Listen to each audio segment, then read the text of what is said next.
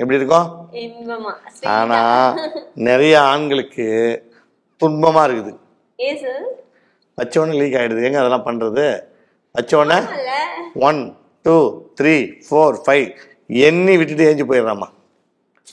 1 2 3 4 சொல்றதுக்குள்ளே உள்ள வந்து வச்ச உடனே டக்குன்னு அவுட் ஆயிடுது. உண்மையாலுமே ரொம்ப பாவம் செஞ்சவங்க இந்த பெண்கள். சந்தோஷமா இருக்கிற சில பெண்களா இருக்காங்க, ஆனா ரொம்ப பாவமா இருக்கிற பெண்கள் நிறைய பேர் இருக்கிறாங்க. பெண்களுக்கெல்லாம் அப்படி இல்லவே இல்லை.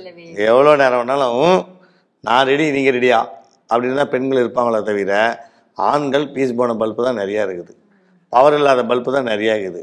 சுத்தமாக தம்பி ஏஞ்சிருக்கிறதே கிடையாது. தம்பி தோண்டு போய் தொலைந்து போய் லூஸ் ஆகி போய் ரொம்ப ஸ்மால் ஆகி போய் தான் இருக்கிறான். அதை வச்சுக்கிட்டு தான் அந்த பெண்கள் வேதனைப்படுதுங்க, ரொம்ப கஷ்டப்படுதுங்க.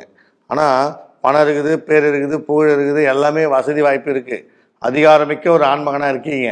ஆனால் மனைவிகிட்ட போகும்போது மட்டும் உங்களால் முடியலன்னும் போது அது ரொம்ப வேதனை, அது ரொம்ப பாவம். பெண் பாவம் பொல்லாதது. ஏன்னா அவங்க மாட்டு வேலை செய்கிறாங்களா, அவங்களை டிஸ்டர்ப் பண்ண விடாது, விட்டுடணும். நீ மாட்டு வேலையை பாரு, துணி தொய், சமைய, பிள்ளைங்களை பாரு, குடும்பத்தை பாருன்னு அப்படி விட்டுடணும். உங்களுக்கு தான் முடியலையே.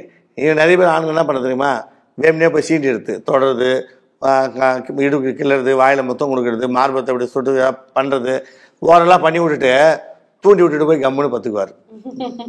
உண்மைதாம்மா. அதாவது ஒன்று விட்டுடணும், டிஸ்டர்ப் பண்ணக்கூடாது.